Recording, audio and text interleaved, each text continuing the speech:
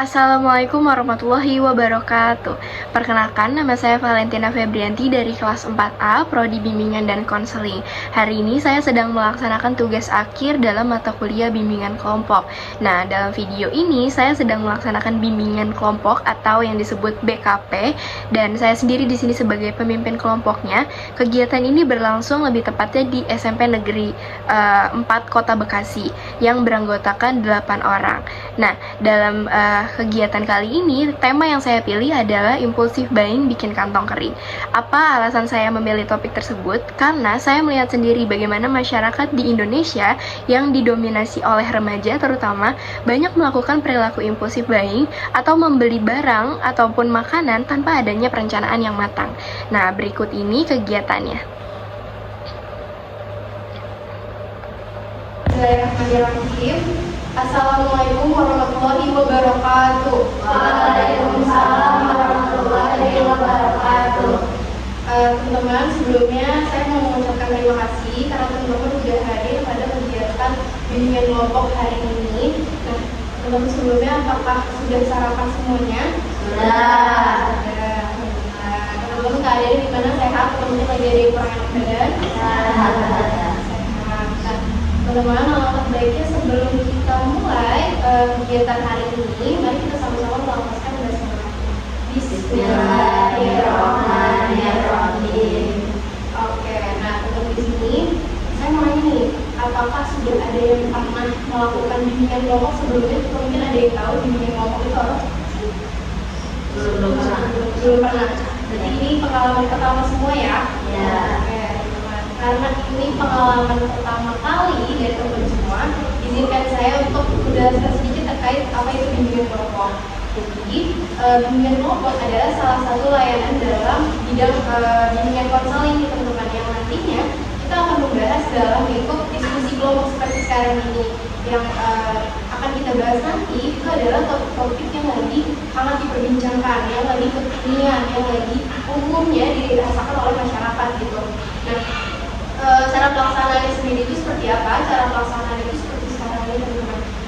Kita duduk membentuk setengah lingkaran, dari saya di sini sebagai pemimpin kelompok, teman-teman semua sebagai anggota kelompok, dan tujuannya adalah agar teman-teman bisa mendapat pemahaman serta informasi baru dari topik yang nantinya akan kita bahas, serta diharapkan juga teman-teman bisa berani dalam mengemukakan pendapat serta ide-idenya dari teman-teman satu sama lain.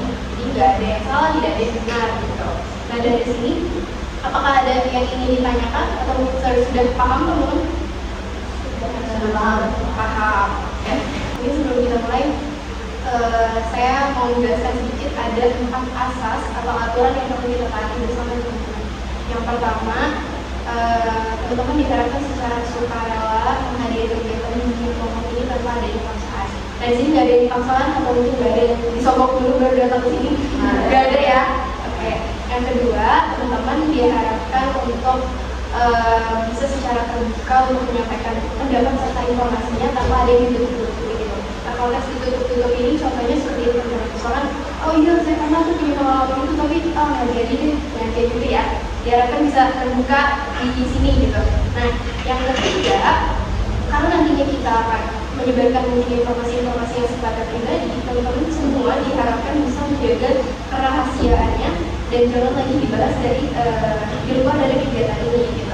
Nah, yang terakhir, ketika nanti teman-teman ingin berpendapat atau memberikan informasi, dimohon untuk mengangkat tangan terlebih dahulu.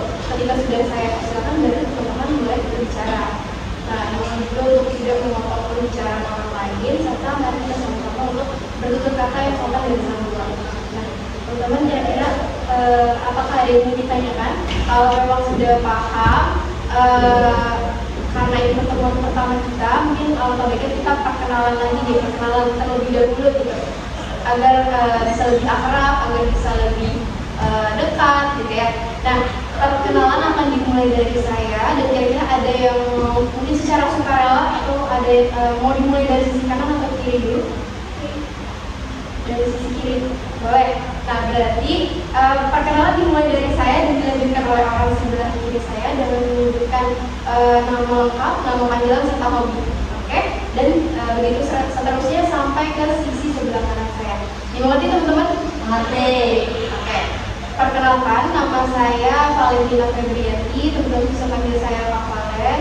Hobi saya hiking, nama panggilan saya Valen.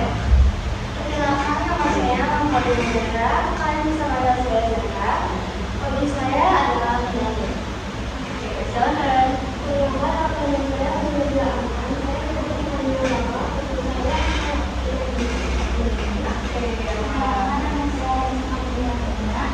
Biasanya aku biasa. Hobi saya menyanyi. Perkenalkan, saya sudah memasak, silakan. Perkenalkan, nama saya Putri ini, biasanya mengikuti. Hobi saya olahraga, salah satunya menggunakan. Nama saya Rehan Palesari, itu dipanggil Bapak, dan nama saya Menggambar.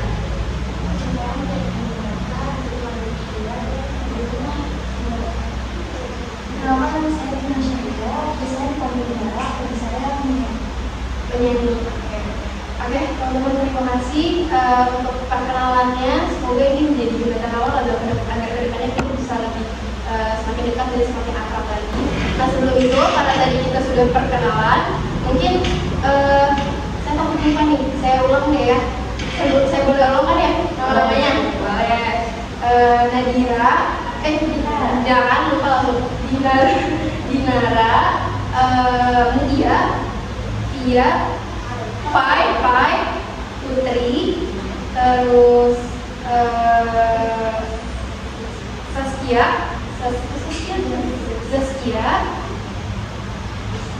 Raisa, Awa, dan Zahra. Oke teman-teman, mohon maaf ya kalau nanti ada kekeliruan atau mungkin sedikit lupa gitu sama nama teman-teman. Nah, sebelum kita lanjut lagi, mungkin saya ingin mempertegas lagi nih aturan yang perlu dilengkapi. Nanti kita di sini akan membahas satu topik yang sedang akan diperbincangkan. Nah, dalam topik pembahasan ini, teman-teman diharapkan bisa secara sukarela untuk memberikan pendapatnya tanpa ada yang ditutup-tutupi. Dan ketika nanti ada informasi yang sifatnya rahasia, sekali lagi dimohon untuk tidak melibatkan informasi teman-temannya di luar dari kegiatan ini. Mari kita sama-sama menjaga rahasia tersebut. Dan dimohon juga untuk nanti kita sama-sama menjaga KPS dari satu serta mengangkat tangan terlebih dahulu ketika nanti berbicara. Oke. Sebelum kita lanjut, teman-teman udah siap? Mungkin dari duduknya udah nyaman? Udah nyaman? Mungkin bisa digeser dulu kalau yang udah nyaman. Udah? Oke, teman-teman. Nah, karena teman-teman dirasa sudah siap, mari kita lanjut aja ke kegiatan selanjutnya. Nah, hari ini kita akan membahas topik yang lagi kekinian nih teman-teman, atau yang memang umumnya dirasakan oleh masyarakat umum, terutama remaja. Nah, contoh topik-topiknya itu seperti insecure, kira-kira apa lagi? Selain insecure, yang lagi hits, yang lagi memang dibutuhkan oleh remaja. Barang-barang brand. Ya, bisa barang-barang brand, apalagi? Oh, betul banget. Ada lagi? Oke, bener banget apa yang tadi teman-teman bilang, FOMO, beli barang-barang yang sebenarnya lagi tren gitu ya. Terus insecure dan macam-macam. Namun dalam kegiatan hari ini topik bahasannya itu sudah saya tentukan dan sudah saya siapkan teman-teman.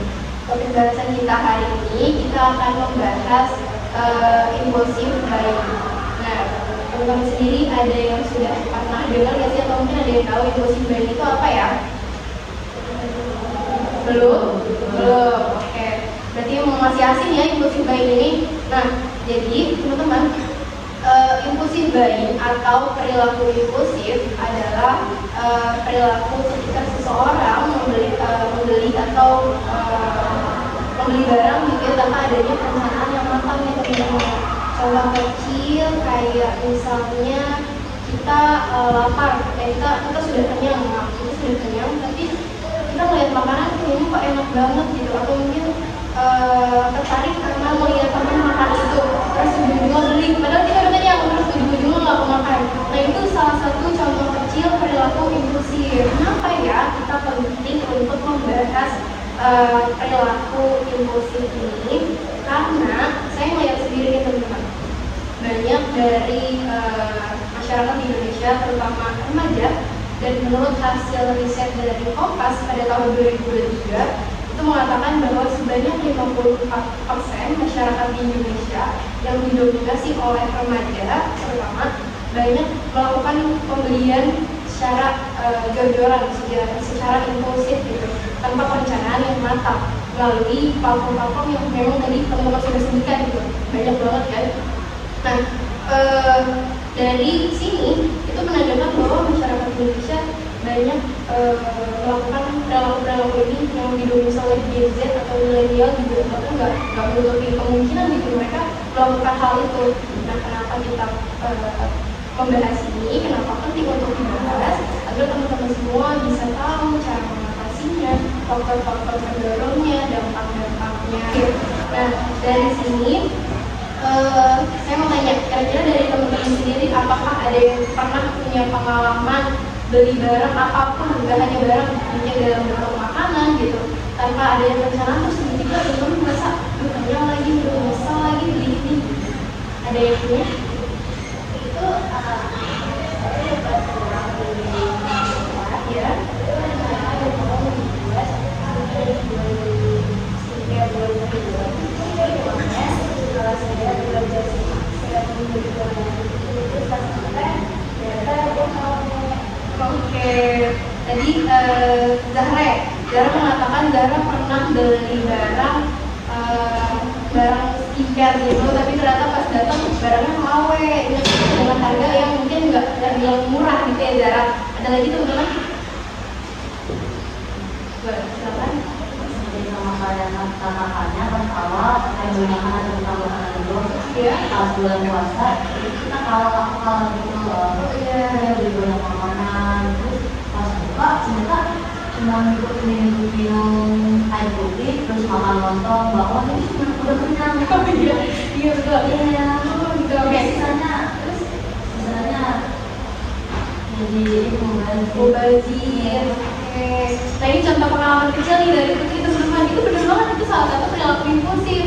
Kita lapar mata, kita lagi puasa kayaknya ngeliat lontong enak ya, kayaknya ngeliat sop buah seger banget gitu, beli A, B, C, dan terus nyampe rumah ternyata cuma minum air putih kayak kata Putri. Kira-kira ada lagi teman-teman? Cukup? Oke.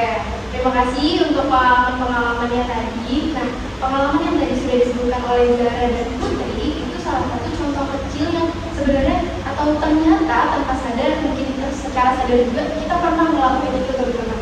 Nah, itu adalah salah satu perilaku impulsif yang kalau misalnya dilakukan secara terus-menerus tentunya ada dampak-dampak yang bisa dirasakan. Nah, sebelum kita membahas dampak, kira-kira dari teman-teman sendiri ada yang tahu nggak sih penyebab kenapa orang bisa terdorong untuk berperilaku seperti itu, berperilaku lapar mata gitu? Kira-kira kenapa ya? Ada itu, silakan Putri. nafsu yang tidak bisa dijaga. Betul banget. Nafsu yang tidak dijaga pada Putri alias lapar mata gitu sesaat. Nah, ada lagi mungkin yang berani. Kalau silakan saya itu teman. Silakan. kalau bisa membuatkan jadinya terbilang buat mobil tapi sekarang Iya. Boleh kita tepuk tangan dulu. Tadi apa yang dikatakan oleh Zahra itu benar banget. Kadang-kadang kita belum bisa membedakan mana yang sebenarnya hanya keinginan, mana yang hanya berdasarkan kebutuhan teman-teman. Kira-kira dari penyebab-penyebab yang tadi disebutkan, apakah teman-teman pernah melakukan itu? Pernah ya, tanpa sadar mungkin atau juga sadar ya, pernah kan melakukan hal itu. Nah, itu salah satu penyebab atau faktor orang bisa berperilaku impulsif nih teman-teman. Nah, yang tadi dikatakan oleh Putri, lapar mata itu masuk ke dalam faktor lingkungan, faktor dimana kita bisa terdorong hanya karena hawa nafsu sesaat gitu. Misalnya melihat teman sedikit beli barang A, kita ikut-ikutan, itu termasuk dari faktor lingkungan.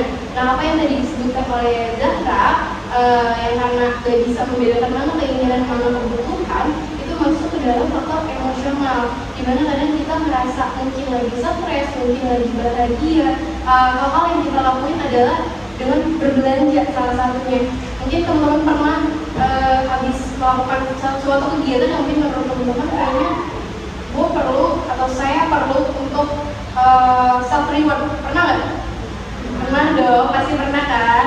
Nah, self reward kalau dilakukan sesekali mungkin masih wajar, tapi kalau misalnya intens, besok self reward lagi, besok self reward lagi, nah itu namanya perilaku impulsif nih teman-teman. Perilaku impulsif dibalik kata self reward. Nah, itu salah satu faktornya juga. Terus ada juga karena faktor FOMO tadi masuk ke dalam lingkup faktor lingkungan ya teman-teman, dimana kita melihat saat ini banyak perkembangan yang ternyata sangat memadai gitu, mulai dari media sosial yang sangat memudahkan kita untuk membeli barang. Contohnya platform apa aja sih selain Tokopedia, TikTok Shop, Lazada, Tokopedia, Blibli, ada lagi? Iya, banyak banget ya, banyak banget gitu. Yang sekarang sangat memudahkan gitu untuk kita membeli barang-barang tersebut gitu. Sekecil kita beli sampo aja kadang-kadang di online gitu, padahal di warung depan ada, ya nggak? Bener ya? Benar kan? Kita gampang banget untuk search beli barang, misalnya popok bayi, langsung ada tuh, ada diskon 70%, siapa yang nggak tertarik? Nah, diskon ini termasuk ke dalam faktor orang bisa terdorong berperilaku seperti itu teman-teman. Ada diskon 90% hanya sampai jam 12, siapa yang nggak tergiur? Bener nggak? Benar kan? Kadang-kadang sebenarnya kita nggak butuh tarik kuping misalnya diskon 90% lengkap dengan yang lainnya. Siapa yang nggak mau? Kadang-kadang dia lumayan juga di korek kuping, kapan lagi beli korek kuping 90% cuma bayar 1.000 misalnya. Lah lumayan ya. Nah itu salah satu faktornya. Nah kalau tadi kita udah bahas terkait faktor, terus pengertiannya, terus kenapa penting untuk membahas itu, kira-kira ada yang tahu nggak sih dampak dari perilaku impulsif ini ketika dilakukan secara intens atau terus-menerus?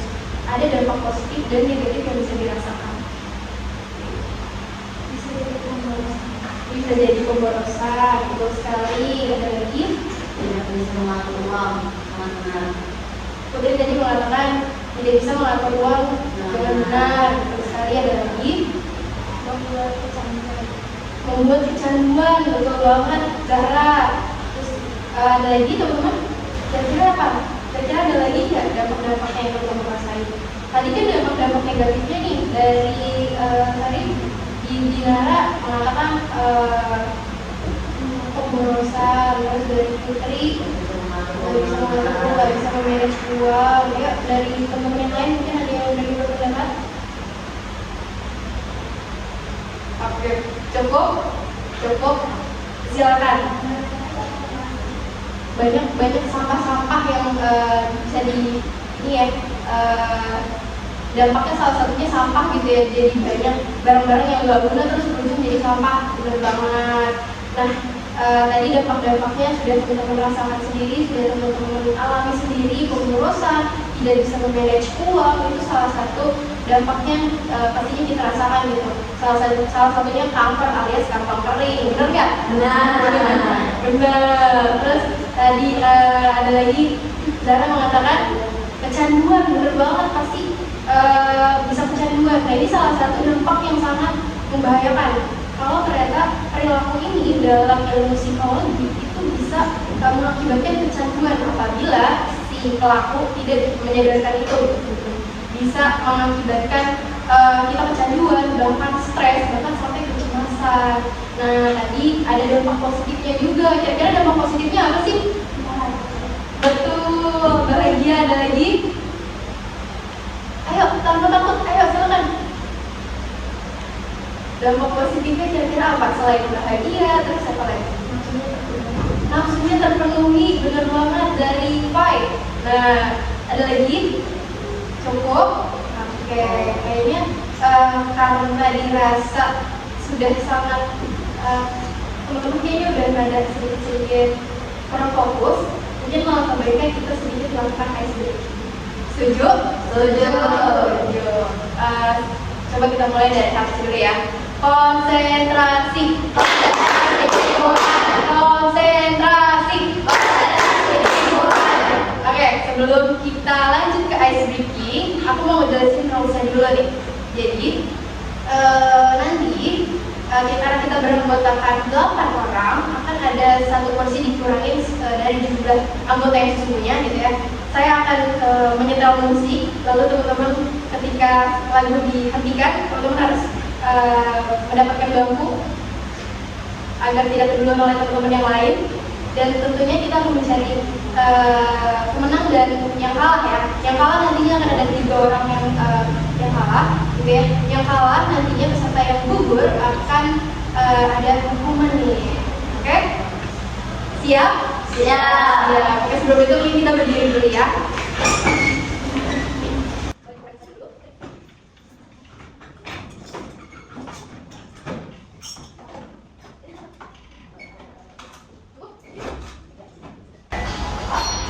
Sebentar. Ya.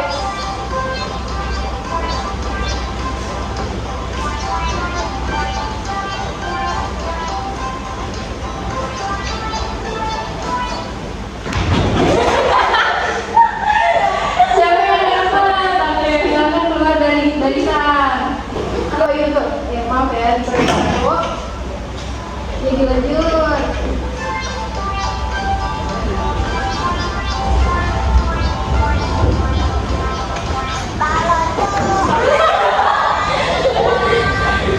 Ayo. Oke, gugur. Oh, mesti gugur. Jadi kalau ini gimana? Dan tinggal 1 kali bentar lagi nih ya. Ya fokus. Rupa-rupa warnanya, hijau kuning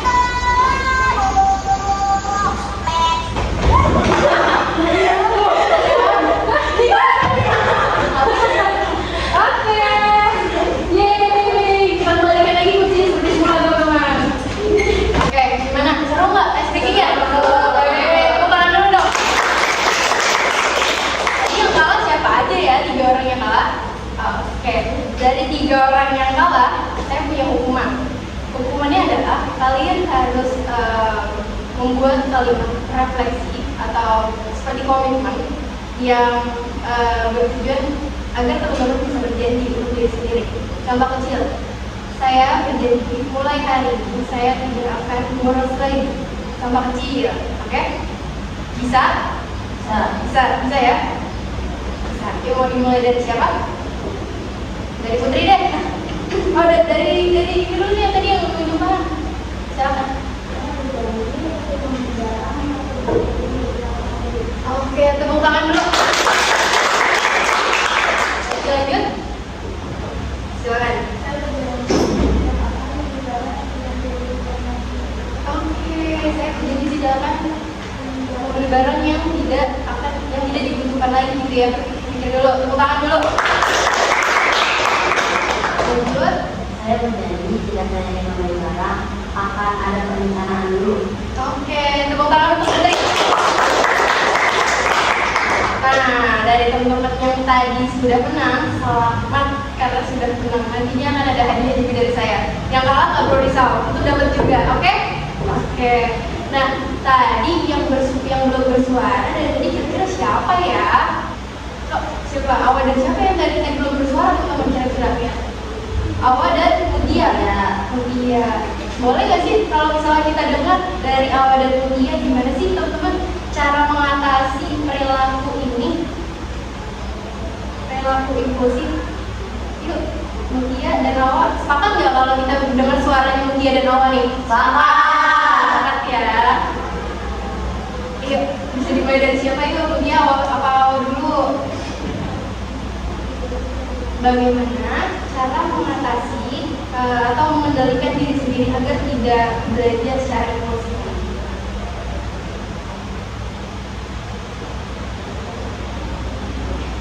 Silakan Mutia.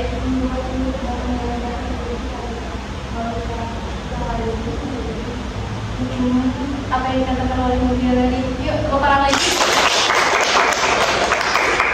Awak mau mengungkapkan pendapatnya? Ayo, silakan berngomong.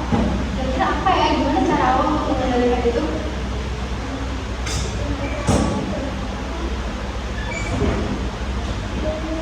Bikin list bisa. Tepuk tangan untuk awak, teman-teman. Nah, tadi apa yang dikatakan oleh Awa dan Mutia itu salah satu contoh cara mengatasinya. Terima kasih teman-teman yang sudah berpendapat gitu ya. Nah, mungkin sebelum kita akhiri dan akhir kegiatan ini, saya mau dengar komitmen teman-teman dari awal dari kegiatan sampai akhir ini.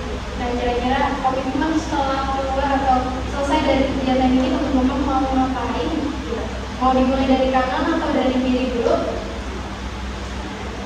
Dari kanan ya, gantian ya, dari kiri udah. Oke, dari kanan, silakan. Setelah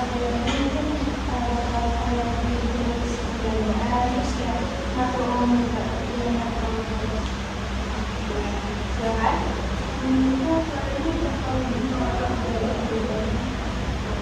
Silakan. mungkin habis ini bisa lebih hemat. Lebih hemat, silakan. Sebenarnya aku bakal mengurangi nafsu apa sih, kayak ngomong gitu. Iya, silakan. Oke, dilanjut. Komitmennya.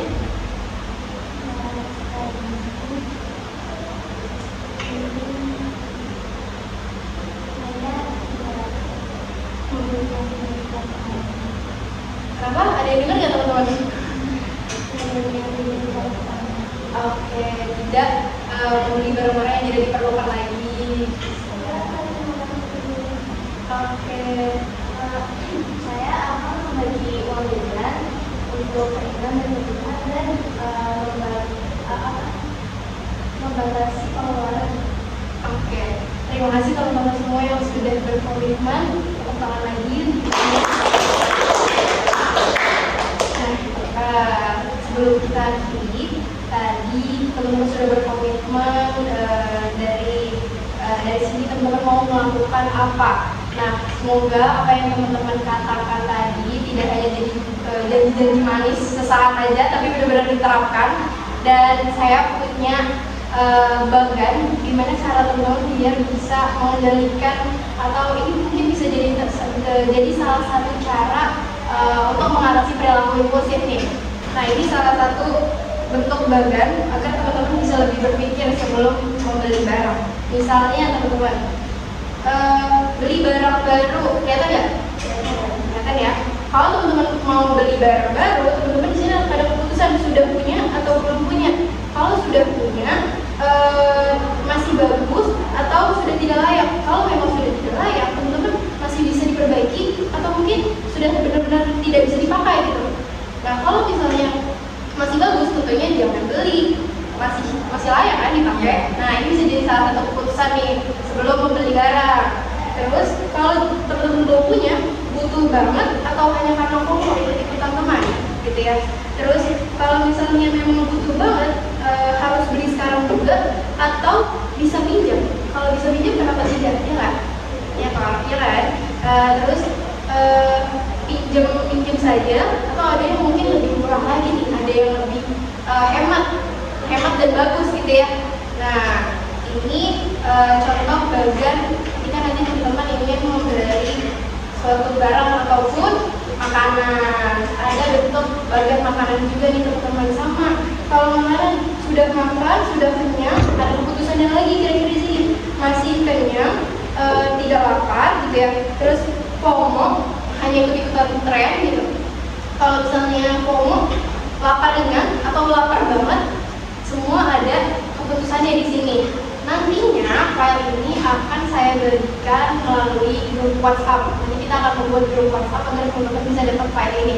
Oke, di sini juga ada kalimat refleksi biar teman-teman bisa membaca ini dulu sebelum membuat keputusan membeli barang. Misalnya, apakah barang ini benar-benar dibutuhkan atau hanya keinginan sesaat? Betul? Nah, nanti akan saya bagikan ya. Oke, karena tadi kita udah bahas komitmen, artinya kita udah ada di penghujung atau pengakhir kegiatan ini.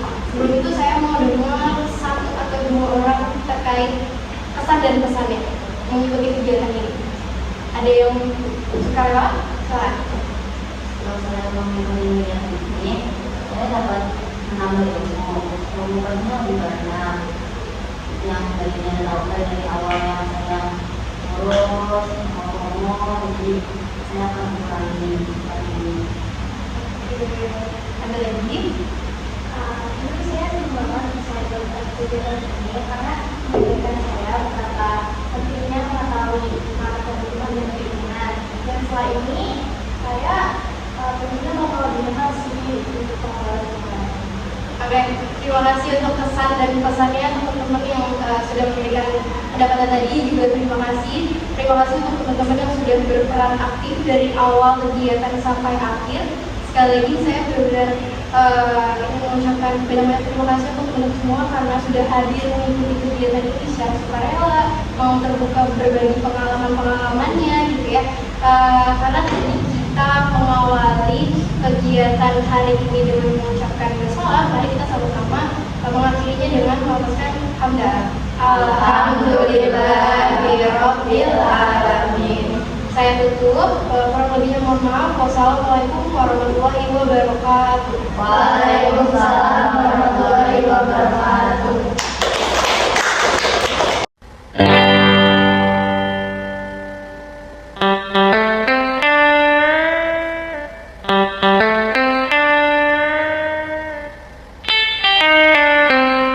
SMP Negeri 4 Kota Bekasi, siap, sigap, mantap, hebat. Nice.